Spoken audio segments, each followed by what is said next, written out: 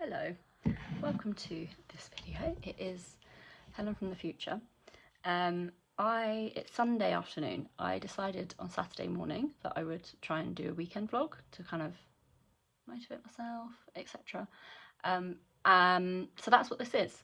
It's very long, I think. It's going to be very long because I just filmed a half an hour thing of me just chatting about books. That went ridiculously quickly. So yeah, I think it might be a bit of a long one, but I'm just determined to make what I enjoy. And what I enjoy is a really long vlog with a bit of everything, but especially some book chat. And that's what I've made. So yeah, it starts off with me on an exercise bike, which is why I thought I should probably do a bit of an intro because it's a bit of a jump scare, jumpy start. But yeah, I hope you enjoy. Good morning. I thought I would try doing like a daily or weekend vlog, because obviously classic, after I posted my Berlin vlog, well, I went on holiday but I also got the ick at myself and realised if I don't just push through that and keep doing things, I won't do it.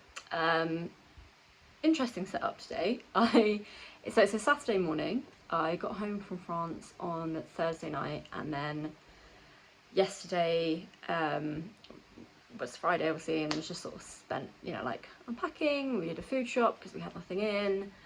I napped a lot, all the good stuff, caught up on emails and like medical admin because that's a real big part of my life at the moment. But I thought I'd pick up the camera now because I thought I'd pick up my phone now to share a little bit about like exercise and stuff. I don't do a lot of exercise, and I might talk a bit later in this video about how I managed movement and things when I was in France, some of which was like pacing, some of which was just not doing certain things, and how self-compassion, born of an understanding of my issues as opposed to internalized fat phobia, really helped that. But I have done a bit of exercise this morning. I thought I'd share the setup because exercise is something I massively struggle with. Transpires I might have Ehlers-Danlos syndrome, which is obviously a connective tissue disorder, which explains why I find it so uncomfortable. I do have hypermobility spectrum disorder, and I do have POTS. So both of those explain why I find it hard as well. I'm also dyspraxic. And of course, being autistic, you have all the sensory stuff, and I think I might have ADHD, so that would explain why it's hard to motivate. The list is endless, but I've got quite a good setup for when I feel like doing it, and I got some really good advice from a chronic pain specialist recently that I talked about on my Instagram. But basically he was just like, you need to completely rewire your brain's relationship with exercise. So reframe it to movement, but also just like as gentle as humanly possible, because I would always come up with these routines that seemed gentle in my head because I was comparing them to like people online or people that in my life who don't have all these things. And he was like, what's your favourite exercise? And I said swimming, and he was like, that's great, but it's a lot of faff, so while you're still in burnout, don't put pressure on yourself to do it. Like I did it while I was on holiday, although it was really cold. But yeah, the faff around it is a lot, and the sensory experience of swimming in like a gym swimming pool is like not great. But another thing I like doing is like exercise bike. So what I did, let me see if I can show you the setup that I've got here. So I'm in front of TV. This is the spare room. And oh yeah, basically I bought this exercise bike before I spoke to him, but then obviously came up with unrealistic goals and didn't do anything for a while. But I spoke to him and he was like, literally do like the gentlest exercise, like stop before you feel like you've overdone anything, before you've even like got out of breath at this point. So what I've been trying to do is just sort of go on here, watch a YouTube video. I'm using this really cheap Fitbit type watch to track. I don't wear it all the time because of sensory issues. And yeah, just try and do that every now and again. So I'm going to try and do it on Saturday mornings. I've not got a huge amount on for the next month or so on the weekends because I need to chill and not spend money after the summer. So it should be doable. But yeah, I thought I would share that because it's like a relative, like once you've bought the bike, it's a free thing to do. It folds up. I'll show you later how it folds up. I bought the bike on like that Amazon, which I know is a slippery slope, but I did it on that thing where you do installments over a few months, so that was good. But yeah, just thought I would share a little bit about that. Plans for the rest of the day, I'm going to get up now. In terms of what I wear to do it, I'm not going to show you because body issues, slash I'm like not particularly covered up and I don't feel comfortable with that on camera, but it's just like some old M&S leggings that have a hole in them, and then a sports like crop top thing from Primark years ago, but it's like 3 sizes too small, and that gives me the support that I need while also not moving too much. And then I literally this morning I just got up, had a read, read my book, had some breakfast, read my book, but I'd put this out the night before. That's also a key component to actually me doing this. And then I just jumped straight on, like I haven't done anything, I haven't washed my face or anything yet. So yeah, plan for the rest of the day is to clean and just do a bit of a reset. My partner is out most of the day. It's a football day for him, which means self-care day for me, which is great. Yeah, I'm rambling now, so I will see you later today / across the weekend. But I just thought, while I was on the bike, let's share, because that's useful. And I was watching YouTube, which reminded me. Hello, it is some hours later and I look even more dishevelled than I did earlier. Oh, I just did what my partner calls, probably quite problematically, a manic organise, which is when I basically get energy. Again, the more I say things, the more I'm like, you've got ADHD. But this often happens after like I go on the bike, because I'm like up, I'm wearing something that's like okay to move around in, and yeah, the energy, I guess, the endorphins or whatever hits in. But I just wanted to show you quickly something that I got from France, which is really cute. And then I thought I'd also show you my sort of bedside table relaxing kind of setup, because I've been talking a lot on I was talking a bit on my Instagram about like nervous system regulation, and I thought, and a lot of people seemed interested, so I thought I would share that with you as well. At some point today, hopefully I will not look like this, but I'm gonna see if I can turn around the camera. If I can't, I will just have to start a new clip. Yeah, it doesn't look like I can. Okay, so I got these dried flowers, dried French lavender in France, and then freaked out about how I was going to get them home, so I carried them home in my hand luggage and was like really looking after them. And then I got this vase thing for £4, reduced in Sainsbury's, made from recycled something, I'm assuming glass or something. So yeah, I was pretty pleased with that. And then I thought I would also show you, just the hallway here, thought I would also show you my little bedside table setup, or my like trying to regulate my nervous system setup. Ignore these are sleep headphones. Actually, they're really good.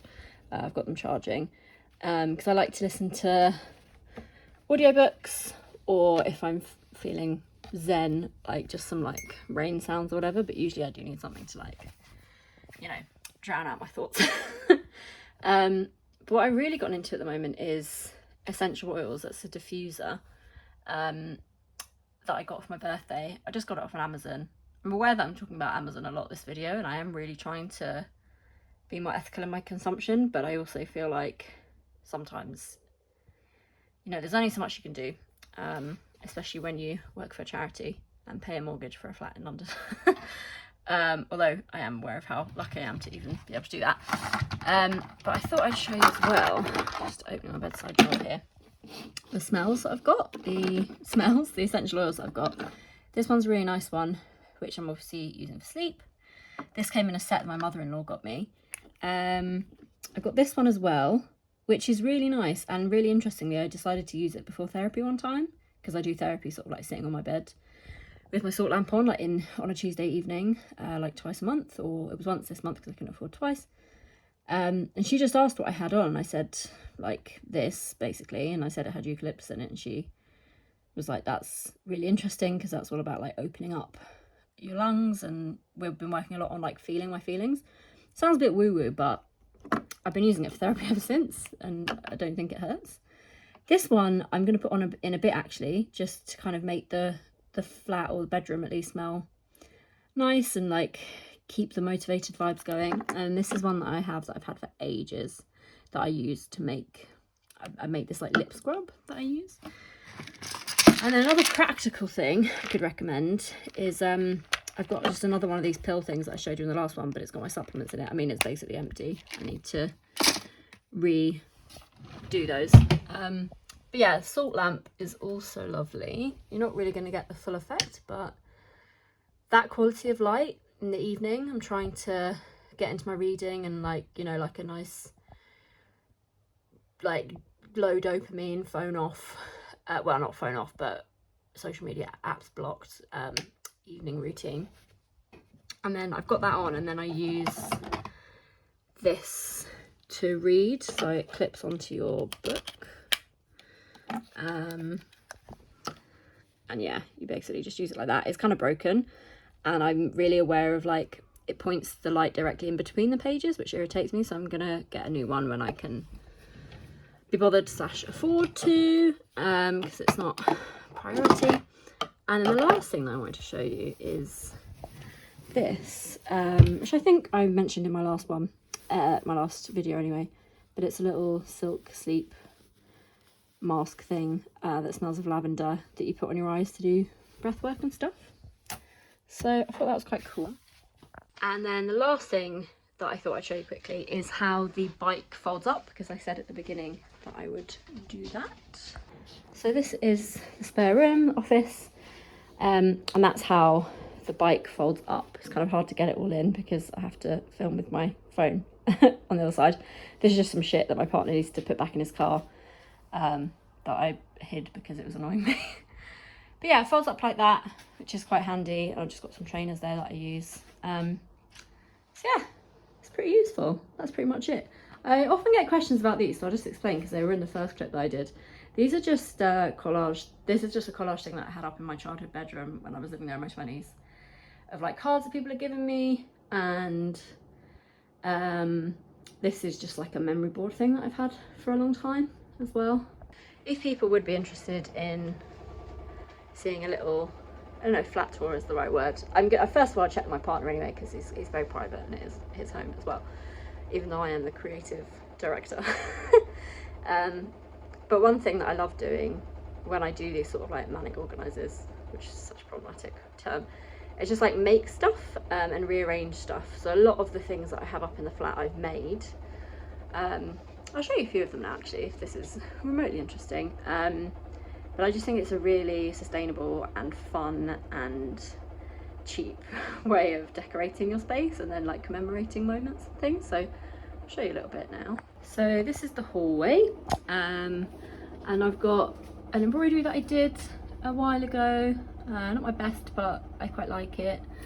And then the first embroidery I ever did, which was a pattern, the other one I kind of made the pattern myself, lives there. And this is our little entry way situation. But a couple of things here I've sort of made. So this, both of these are made from just things I had, really. So these are images that I cut out from a calendar that we had for, like, 2022 or 2023, and just made a little collage. And then this is literally just some wrapping paper that I bought in Waterstones that I liked, and I used that.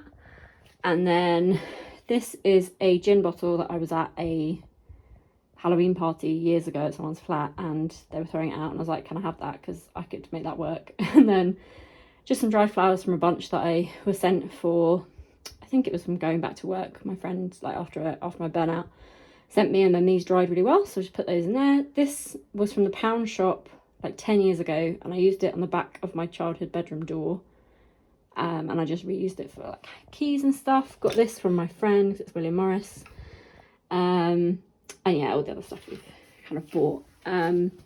But then on the other side here, I'm not super happy with how these look, but I think I'm just being a perfectionist.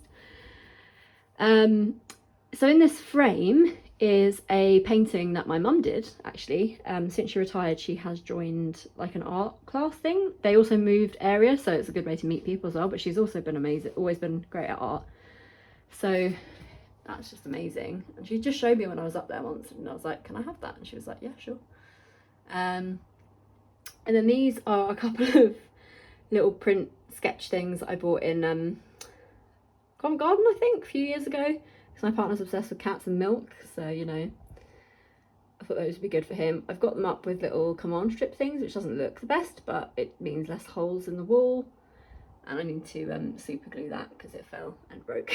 And then over here I have this print, which my best friend got me for my birthday this year, which I really like. I think she got it at the Tate. So again, that's not homemade, but gifted. Gifted a present. And then here, it probably doesn't look great, but I quite like it. It's just a couple of postcards to do with the arts and crafts movement in like the 1800s, which I'm kind of obsessed with. And then I just put some like white paper in the background, just put them up, which was pretty easy to do. Probably doesn't look the best, but easy, very easy to do. I guess I'm doing a whole tour now anyway. These are all things that, so these middle set of prints I bought when we moved into the flat, but this is a poster that I bought my partner like 10 years ago that was up in his bedroom, when he was his childhood bedroom, so we just reused that. And then this print I got from my friend for my birthday, so we've used that. This one, which is a little Lord of the Rings quote, we're big fans, I'm a big fan. We got the whole thing, including the frame, for £3 in a charity shop, which is kind of crazy. But the thing that I've been readjusting a bit today, I'm not sure about the positioning of these. I think the frames need to be moved a bit, but I've just rearranged a little bit. Is this little corner over here. So obviously I made the embroideries there. The one at the top is one of my faves that I've ever done. And it's a pattern that you can buy, so I think I've probably got it on Amazon, but you can actually get them off Etsy, which is better. And then here, I love this so much. These are the name places for the wedding of my friends Rebecca and Sophie. And they're like my favourite colour, and they're just so beautiful. And Sophie made them herself. They make ceramics, but she also does print making. And she's also going to make similar ones for our wedding, but just in sage green, because that's the colour theme that I'm going with. So yeah, thought I'd just show you some bits that I've made, or like done relatively cheaply. I really like just reorganizing the home slightly. It just makes everything feel fresh and nice, and yeah, I feel like that's a nice cheap way to get dopamine, and also, to be honest, like get some steps in, like rather than just being sedentary. You know, if you're in burnout and you're in the house, it's a nice thing to do. So I'm gonna have some lunch, because I always forget to eat. What I really want to do now is just jump straight in the shower, because I feel gross. But I've realised that I get really dizzy in the showers after doing lots of stuff because of POTS. So I might actually have a bath, but I've also realised I forget to eat and I won't have lunch otherwise. So I'm going to eat now, read my book, probably have a bath, and catch up with you later. I was thinking I could talk to you about some of my books that I've got, like a bit of a TBR situation. Yeah, I think this video is just going to be a lot of random stuff, but this is the kind of stuff that I really enjoy watching from other people, and it feels really nice to make it. Just feels like a way of being positive and present, and like, yeah, I don't know, I'm liking it, so I'm going to keep doing it. I will see you later when I'm clean. For anyone interested, this is my lunch. I don't know if I've said that I'm vegan, but I am. This looks terrible, but it's a falafel wrap. You can't see, but there is salad in it. I just didn't mix it all up. It's just like salad, falafel, 2 olives, and then smoked hummus is the shit. So that's some smoked hummus, and just, what's that even called? Cucumber. And then I am on the last book still in the Throne of Glass series, but I've only got 200 pages left, so I'm going really slowly because I'm not emotionally prepared for it to end. But yeah, that's lunch. Hello. It's another few hours later. I am cleaner than the last time you saw me. Am I more presentable? Debatable. My face isn't crusty. I mean, it might be crusty, but it looks so crusty because I've got a face mask on. It's this really nice Body Shop one that's got oats and something. I can't bother to get up and get the thing, but I will show you at some point. Yeah, a little update on the chill vibes. I read in bed. No, I didn't. I read in the bath with my favourite lavender scented candle on that I get from this local market. That makes me sound like such a wanker, but it is the truth. And then I washed my hair. I prefer to wash my hair in the bath, even though it's definitely easier to wash in the shower, like for logistical reasons. I find it easier in the bath because of what I have realised now are POTS reasons. Because I just find standing there for a really long time really difficult. My legs go all like, you know, when you've got really bad circulation and they get like itchy and they go all blotchy, and I get all hot and fainty and la la la la la. Whereas what I do in the bath is I have a bath bar across the bath. I'll show you the bathroom in a bit actually. And I have this jug that I've had for years. I think it was my mum's. And I just use that, and it's actually really nice and chill and relaxing. Started listening to an audiobook, the new Elif Shafak, I think that's how you say it. Can't remember what it's called, which is super helpful, but when I do a bit of book chat either today or tomorrow, I will tell you what it's called, but I'm liking it so far.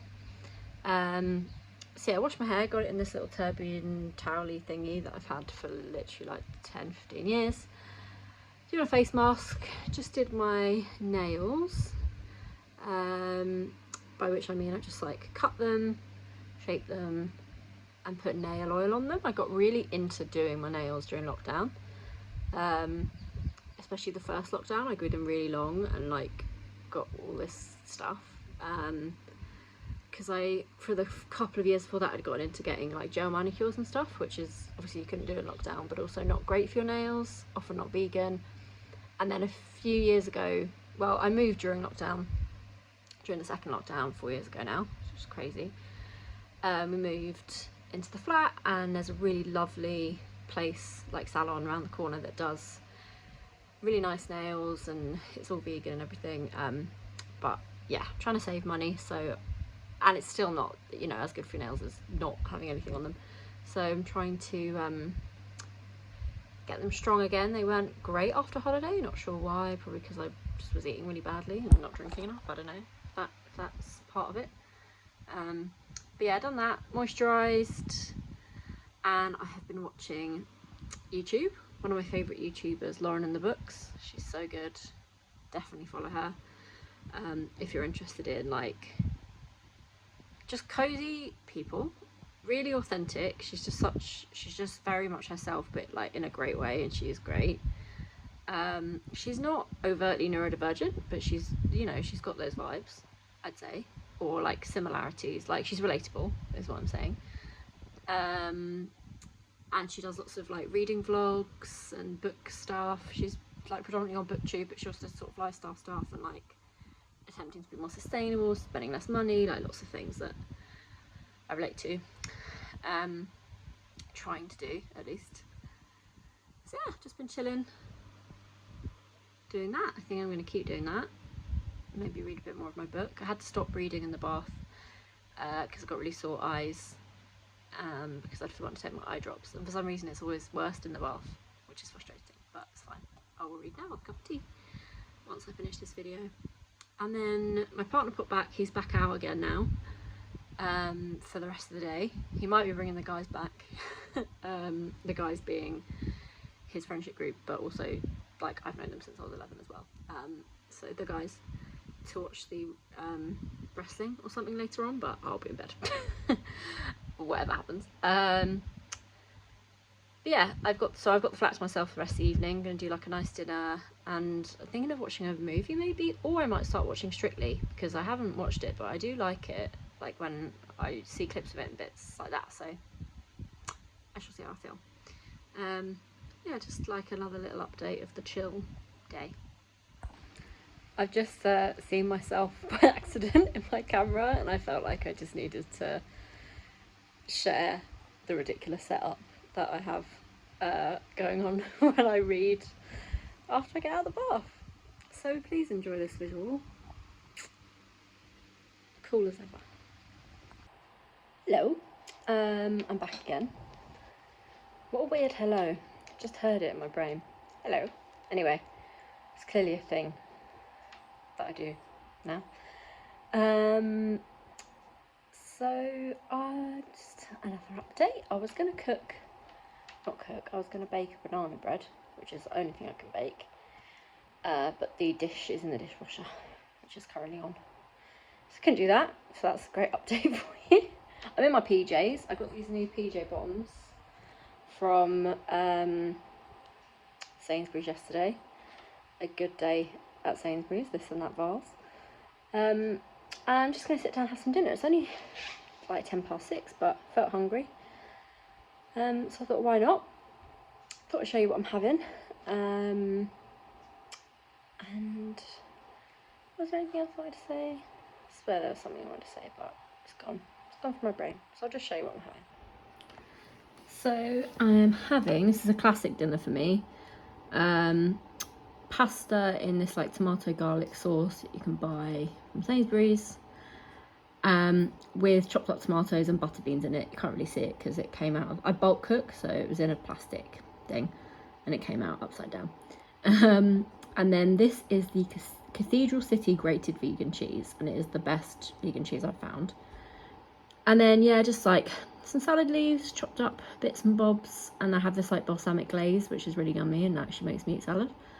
And then I've just got a little bit of French bread on the side, which I don't usually have, but we bought yesterday in the shops because we were sad about not having it in France anymore. So yes, I think I'm going to watch Strictly now and eat this. So the dishwasher finished and I thought I could really do with a little sweet treat, so I decided to make the banana bread. I'm just waiting for the oven to preheat, but I thought I would show you the level of mess that ensues when I make anything. Bear in mind I cleaned this kitchen like this morning. This is now the state of it. This is how it looks. I always like to put some chocolate in. Usually I use the vegan Cadbury's chocolate because it melts really nicely, but I didn't have any, and I have some of this, which I fucking love. It's delicious. Really expensive though. Put some of that in. I didn't have any walnuts, which I also usually put in. Isn't this a pretty little tray that I got from or baking tin, whatever. Got it from TK Maxx years and years and years ago. And what I do is I just keep everything I need in there and keep it in the cupboard. But yes, now to deal with this. Hello. So finished baking. I'm going to show you the finished product. And I'm watching this Strictly launch show. I don't know if I explained, I've never watched Strictly before. I have a friend at work who's like super into it, and I feel like if I could get past the cringe factor, it could bring a lot of joy into my life, and I'm hoping to not be super busy at weekends, so it could be a nice thing to have to watch on a Saturday night. So anyway, yeah, made a cup of tea, gonna have a bit of banana bread now, although it's actually better when it's cold the next day, but I'm not waiting. And then I'll probably check in with you in the morning. But here she is. Actually a bit burnt. Looks more burnt on camera than it is. Usually, I've got a massive bit there. Usually it doesn't cook enough, so I'm not really sure why it's burnt, but you know, I'll take it. Good morning. Just woken up. Didn't sleep super well. Don't know why, it just happens sometimes. But I had like the coziest time. I'll insert a clip. I will put in the photo or the clip that I took last night. But yeah, I went on my phone for like half an hour when I woke up, which is not good. But then I blocked all my apps. And then I came in here, I'm in the living room on the sofa, and I brought in like a little summer duvet and my and my pillow. And then I read, and it was raining. Sorry, I just realised I got gunk on my eye. And it was raining really hard, and I just read for like 2 hours listening to the rain, and it was so cozy. Eyes got really sore though. I don't know if anyone else with hypermobility, potentially at EDS, has this. I have looked it up and there is apparently a related thing. I've got dry eyes, but I forgot to bring my stuff that the optician gave me, my drops, to France, so probably just a build up of that. It was so cozy, so I'm going to include a clip of that now.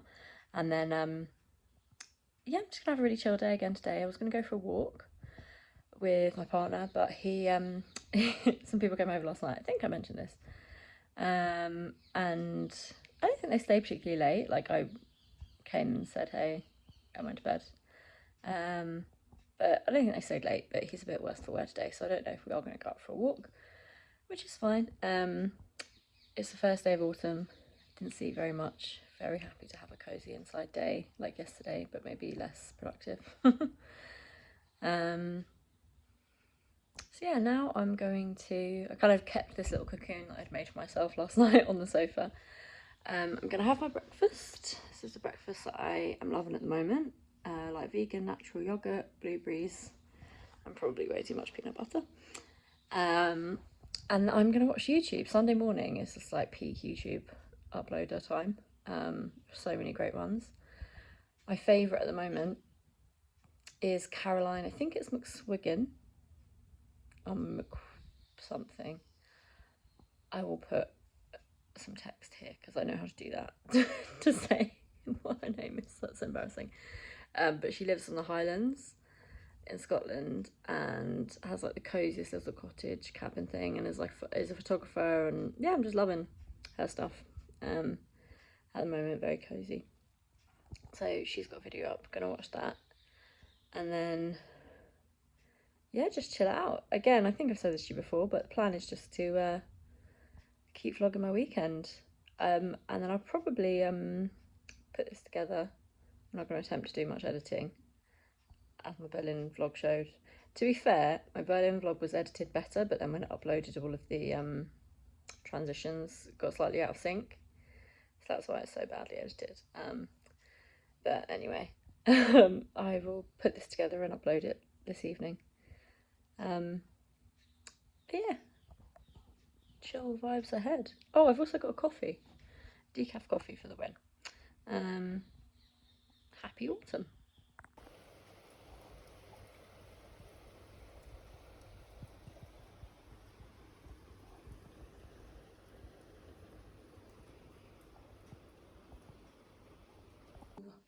I'm in the bathroom, so that's why it's weird lighting, a bit echoey. Had a bit of a false start this morning after my lovely little cozy clip. I just ended up watching loads of YouTube, which is totally fine, but not particularly intentional, and starts to become a bit more like social media scrolling, I feel.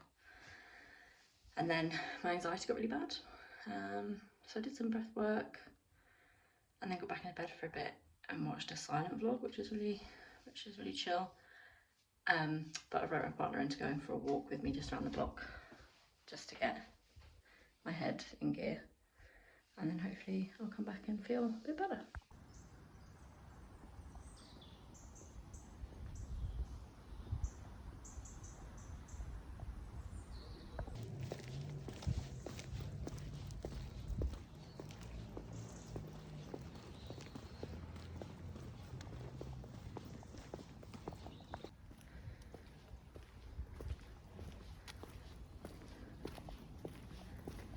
Hello, just back from my walk that I decided to go on because I was just like a bit brain foggy, and it was a really good idea.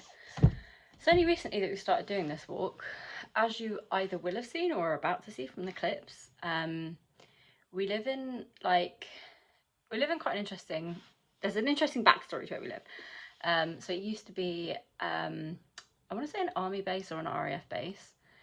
Whatever the situation, whichever one of those, they were involved in the code breaking that happened at Bletchley Park. So all of the street names, like there's one that's named Bletchley, for example, are all kind of themed to that. And me and my partner, being like history nerds, we kind of like that. But basically it used to be this base until I think it was like 2012 or something that they like knocked it down. It was decommissioned or whatever, and built like basically almost like an estate of houses and flats. But what's nice about where we are, because then we were looking for somewhere, I didn't really want to be in, we're not in central London. We could never afford to be in central London, but when you are more into central London, you tend to find these places that are just like blocks of the exact same flat, or like new build developments all look really the same. And I think we've got quite a nice balance here of uniformity, which I appreciate, and it feeling like its own small little place, but also quite a lot of character, and because it's like a mixture of houses and flats and masonettes, and there's like a posh bit that's technically gated, but the gates are always open, which we'd like to walk through and like pretend one day we'll be able to live somewhere like that. So yeah, we went on quite a nice walk, and it's just we live near some really nice gardens, and so I always try and like make myself go to those, but actually just getting out and going around the block, not even leaving our little area, it was like 15 minutes. It was like 1,500 steps max, but I feel a lot better. And I think the way I was able to motivate myself to do it was like it was born of a feeling that I would like to be out, and I would feel better once I had been out, as opposed to you should do this. Anyway, I'm at my desk. It seems quite professional. I've rarely used my desk, to be honest, even when I'm working from home, only for like work calls with like either the whole organisation or like consultancy calls that I do with teachers and stuff. But I have a lot of books that I thought I'd talk to you about. This is going to be a really long vlog, but these are the kind of things that I love watching. And I love a vlog that like has a little section about books in it. I was only going to talk to you about a few, and then I've pulled like 8 or more. I've just got this pile next to me. I'm in the office, or the spare room / office, whatever it needs to be at the time. And this is like where I keep my most curated area of books is here. But we have bookshelves, like kind of small IKEA Bobby ones either side of the desk that I built myself, which I was very impressed by. I have a bookshelf there that I've had for years. It was originally my brother's room when he was a kid. And then books next to my bed, like on my bedside table, and then also books on shelves and the like TV console. So we're bursting at the seams for books. I also have books in my parents' house that I couldn't part with, and Joe also has books at his parents' house. He has one of the little bookshelves, so that tells you about who's more of a reader here. Annoyingly, he's a really fast reader though, so I'm like, you have these powers and you only use them on holiday. Anyway, I thought I'd do a bit of book chat. So I've got a cup of tea. Let me get my tea. For anyone remotely interested in tea, my absolute favourite tea of all time, even though it does have caffeine in it, so that's dodgy for me, is the M&S chai tea. I think they might have changed the name of it recently, but it still has chai in it. It's just like delicious. It's autumn in a mug, and I put really creamy tea in it, and then I just milk in it, like the Oatly milk, and then I just leave it in there. Quite a like bland mug for me today, but I fancied this one. I also have an unhealthy obsession with mugs, so I could also do mug chat if anyone's interested. But yeah, in terms of my reading, if you've come from my Instagram, I do reading roundups on there, like when I have the energy. Which is why I thought, again, another reason to do YouTube. It's just so much easier for me to talk than to like write stuff out, even though I articulate myself better when it's written. It's just less energy. So I've really got back into physical reading this year. I've struggled with it a lot historically. I didn't read my first physical book until I was 10. I got really into Harry Potter when I was in my mid to late teens, which obviously problematic, not gonna discuss that shit show. But it did really get me into physically reading. And then I've kind of sporadically done it during periods of my life where I've like needed to rest or been really struggling. Like my 3rd year of uni, I was really not very well, and I just sort of decided I need to check out of like pursuing academic excellence, and I just need to like get through this year. And so I did a lot of just like reading and having baths and stuff, which was great. And I tend to find a fiction, like an author or a genre that I love, and then I just kind of stick with that for ages, which is nice in terms of having the memories associated with the places, which is nice. Also, I'm aware that I'm looking at myself instead of the camera, apologies. Maybe one day I'll get better at not doing that.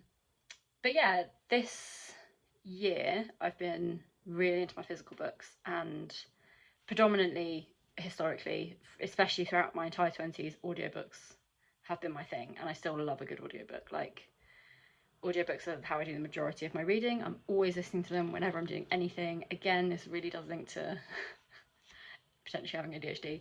I just have to have something on when I'm doing stuff, even if it's like admin tasks. Like, if it's not a particularly heavy book or it's a re-listen, I'll be doing that.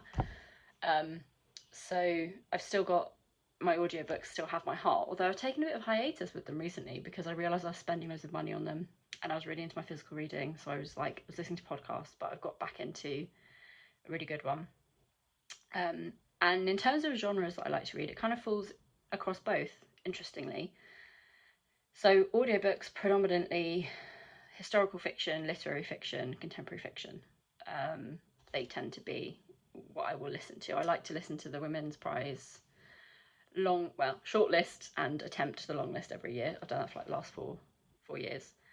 It's kind of a mixed bag this year, I have to say, but I really loved the one that won. Oh my god, what was it called? That's really bad. Oh, if I can be bothered, I'll put the name there. But just look up the winner of this year. It's really, really, really good, and the audiobook was great. But then I've really got into fantasy and romantasy. I'm in my romantasy era.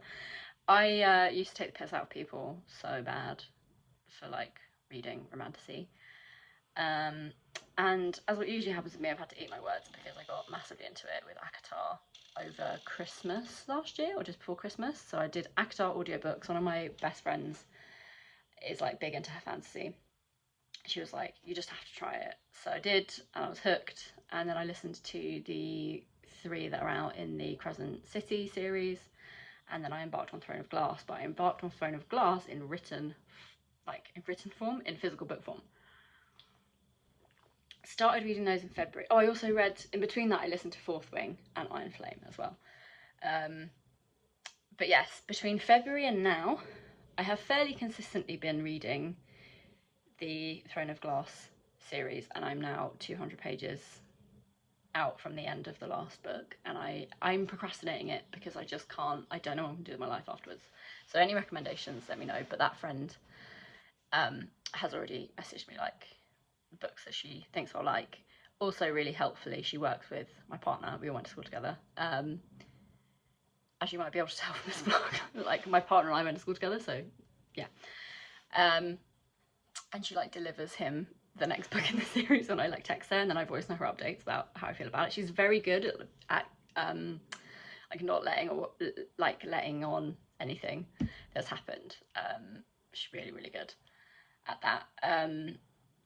But yeah, so she's going to deliver me, hopefully, some books that are going to keep me going. But what I've realised has really helped with this, and what I've realised historically has always been what gets me through physical reading, because it is a lot of effort. Like, I'm mildly dyslexic, I have dry eye syndrome, I have like visual stress syndrome, potentially ADHD. Sorry, the wind is making the doors creak, that's really annoying.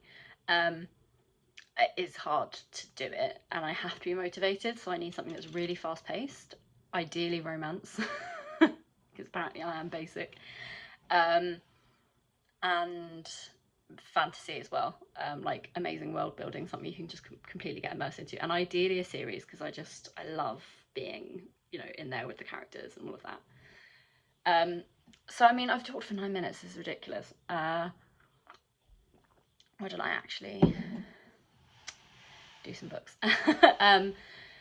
So in terms of current audiobook, I'm listening to the most recent Elif Shafak.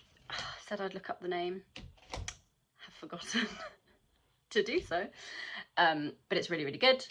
And then I've also got like a couple of others in the pipeline on the go. But then in terms of what I do for non-fiction, I tend to do a mixture of both. If it's an autobiography or a biography, I tend to listen to it, especially if it's read by the person who it's about. If it's more academic, I will physically read it and highlight and stuff like that. So yes, let's start with non-fiction. Actually, I've got quite a lot. This is kind of a TBR / just like books on my radar that I'm hoping to read soon, or have started reading, or whatever. am quite like a chaotic reader, it would seem. But I wanted to start off by talking about a couple of books that I was sent by Jessica, what's it called? Jessica Kingsley Publishing, I want to say. Yes, Publishers. So, bit of context. I was on the Late Discover Club podcast, and the host, Catherine Astor, is also an author. And her first book, Rediscovered, pretty sure that's what it's called. I really should have looked these things up beforehand, but I will link it in whatever it's called down below the description box, because that's recently gone up for pre-order. It's out in February, and you can pre-order it on Amazon. It's doing really well so far in terms of the pre-order charts.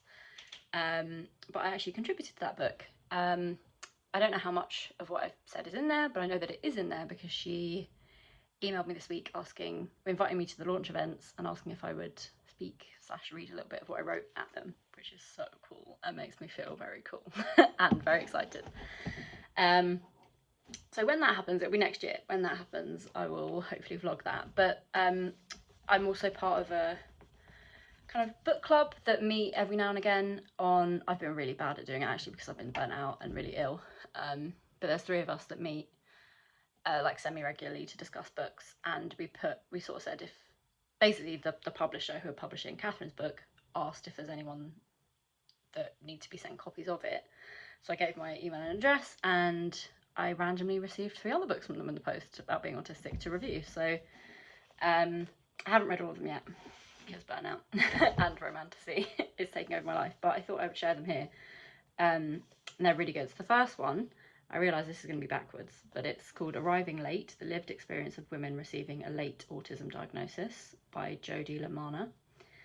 Really, really good. I've read the introduction and I've dipped into some other bits. So basically it is, let me read you the blurb actually rather than me trying to do a terrible description.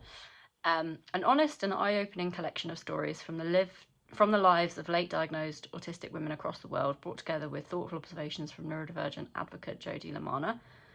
Exploring life before and after diagnosis and covering topics such as masking, social interaction, parenting and employment, the book provides much needed insight to challenges and successes of late diagnosed women, with chances for reflection on your own experience. That's what I really liked about this book. Informative diagnosis tips and guidance on what can be done in the future to properly support autistic women. This is an essential read for late diagnosed autistic women and those supporting them. So yeah, it's based across the UK, I want to say Australia, let's have a look.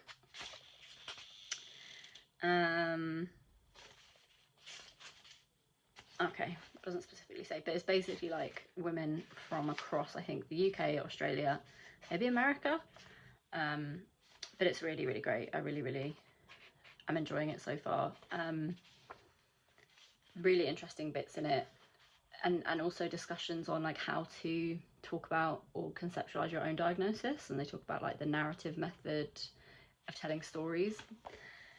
So that's great, loving that. Next one, which I haven't started yet, is this one. What a cool cover. Spectrum Women, edited by Barb Cook and Dr. Michelle Garnett. Walking to the Beat of Autism. So I haven't read this one yet, but I'm really, really, really looking forward to it. Again, I'll just quickly read you the blurb. I probably won't do this with all the books, but just because I was sent these, I feel like, and the vibe of this channel is going to be like neurodivergent living, so that could be useful. Barb Cook and 14 other Spectrum women describe life from a female autistic perspective and present empowering, helpful and supportive insights from their personal experience with fellow autistic women. Dr. Michelle Garnett's comments validate and expand the experiences described from a clinician's perspective and provide extensive recommendations. Each writer offers their personal guidance on significant issues that particularly affect women, as well as those that are more general to autism. Contributors cover issues including growing up, identity, diversity, parenting, independence and self-care, amongst many others. With great contributions from exceptional women, this is a truly well-rounded collection of knowledge and sage advice for any woman with autism. So I'm very excited to read that. And this last one is so beautiful. I've done the classic thing of, because it's so beautiful, I've been like, I need to like make the perfect moment to sit down and read this, which means I haven't done it yet. But it's basically like, I guess it's kind of like a graphic novel. but it's just like, it's so beautiful. And yeah, I'm not really sure, like, it's a graphic novel, but I'm not really sure like what the genre is even. Like, is it non-fiction, is it fiction? Let's have a look at the back. This graphic novel explores the experiences and difficulties faced by women on the spectrum, such as late or incorrect diagnosis and having to master the art of pretending to be normal. A fascinating insight into an underrepresented condition. So yeah, I'm absolutely buzzing about this one, and it's just so beautiful, and it's really pleasing to me that it matches quite nicely the colours there. It doesn't look like it does there, but in real life it does a bit more.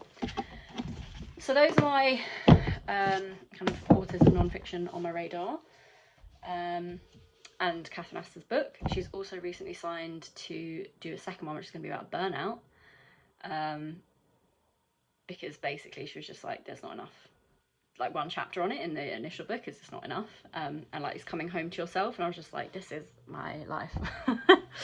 So very excited about that. Another book that I love and talk about a lot is Period Power by Maisie Hill. Sorry, it's sits my bedside table and has done for a long time, but like stood up, and I've just realised that this is dusty as fuck, so that's not good for me breathing in. But yeah, I've done lots of annotations and things. It really pleased me that these are like little full stops like that one. I enjoyed that greatly. But this is just like an amazing introduction to cycle syncing, to understanding your cycle, from an expert, really easily written. Just, yeah, I mean, I could do a whole book on this, a whole video on this. But I kind of delve in and out at different points when I'm at different points in my cycle, things like that. Like, I have annotated the shit out of this book, don't know if you can see, but there are bits that I haven't read just yet, and I'm still in the process of cycle syncing, which I could definitely do a video on if that's useful. But yeah, this is an example. I did it on paper once, but like, I use an app now. But like, it's just like capturing a mood across your cycle. I have realised, as every woman has that's done this, that I've spoken to, the huge impact. But it's also about like hacking your cycle. So if you know you're gonna have more energy one time, do this. I have a friend who has long COVID at the moment, who is really struggling, and also thinks she might be neurodivergent. And she went to a like online course about like living with long COVID, I think it was about, but they talked about your phases, and basically like the luteal phase and what was the other phase? I think of them the way that she talks about them here, which is your seasons. Like, your winter is menstruation, then you got spring, summer, autumn. Follicular. So luteal, one half the month, follicular. I don't even know if I'm saying that right, the other half of the month. But basically, in this course that she went to, they talked about just like the impact on your energy, particularly, but also your mental space. The huge shift between those two phases, being really interesting and to take note of, especially if you are neurodivergent. And I've seen a lot online about the impact of hormones on people with ADHD. So, whole other thing to think about. And then another non-fiction that's on my radar, quite a few here actually, so mainly a non-fiction chat, which I have had for a long time, and not a long time, but since it came out, and have been dipping in and out of, but want to return to now that I'm in burnout or burnout recovery, but also being diagnosed with chronic illnesses, is Unwell Women by Eleanor Cleghorn. Just a moment for the beautiful, just, it's so beautiful. And like the burnt orange on the inside, that is a bit of me. I follow Eleanor Cleghorn on Instagram, and she just seems like an absolute babe. She's chronically ill herself, I'm pretty sure. But it basically is just the history of, so it's called Unwell Women, A Journey Through Medicine and Myth in a Man-Made World. And as someone with a master's in disability history, well, master's in social history, that I made it to be about disability because you can't do that yet. Maybe you can now. It speaks to me on many a level. So yeah, it starts with ancient Greece to the 19th century as part 1, and then part 2 is the late 19th century to the 1940s, and part 3 is 1945 to the present. and it's just, I'm just looking at bits I've highlighted already from the intro, and I'm just like, oh, it's so amazing. So yes, the first thing I highlighted says, the history of medicine, of illness, is every bit as social and cultural as it is specific. It is a history of people, of their bodies and their lives, not just physicians, surgeons, clinicians and researchers. So again, centering the individual experience. We love to see it. So yeah, recommend that as well. I will say I got the audiobook as well as like a little companion. And the woman who reads it is like really good, but she's got like something about her voice that makes me, in my head it's like she's got a frog in her throat and she needs to cough, and it just kind of sets me on edge a bit. So that is one thing just to be aware of. And then a couple of other ones. This one's been all over the internet. The Body Keeps the Score. I bought this during my burnout, actually. I bought it in a bookshop on my first excursion past my local area in like months after I'd been signed off earlier this year. Haven't started reading it yet because I'm just like, God, there is a lot. It's a lot. And then I saw some stuff online about how he's been fired from the institute. So it's this guy called Bessel van der Kolk. I absolutely butchered that. Who I think is a doctor. Or maybe isn't, and that's what the drama was. No, he's being referred to as a doctor on here. Anyway, yeah, apparently he's been like fired from the institute that he set up. I don't know. So that's a bit dodgy, but this book is based on research from that institution. But it says, the effects of trauma can be devastating for sufferers, their families and future generations. Thinking a lot about generational trauma at the moment. Here, one of the world's experts on traumatic stress offers a bold new paradigm for treatment, moving away from a standard talking and drugs therapies and towards the alternative approach that heals mind, brain and body. So yeah, you can see why I was drawn to that. And then, God, there are so many. This is 22 minutes. This might have to be a separate video, I don't know. This one is one that I was sent for my birthday by my best friend, and she rang me up and she said, there's a book coming for you for your birthday. The title seems a bit harsh, but I'm currently reading it and I think it will be really good for you. So it's called The Courage to be Disliked. How to Free Yourself, Change Your Life and Achieve Real Happiness. By, I cannot pronounce these names, Ishiro Kashimi and Fumitake Koga.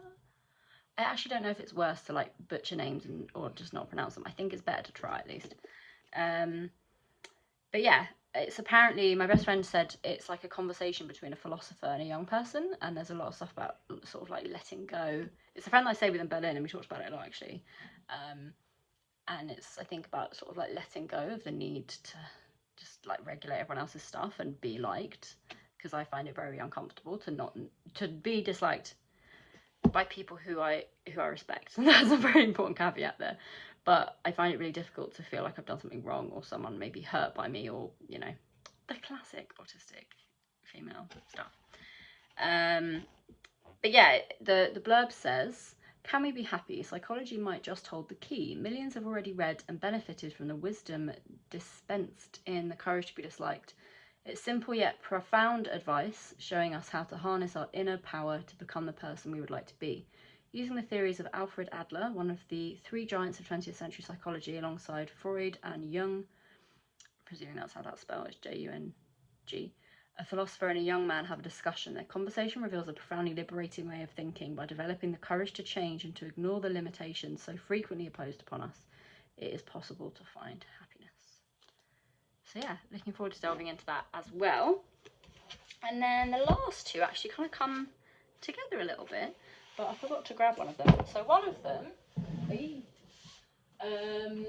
I got given by a friend who was sent it, either by a friend or a publisher.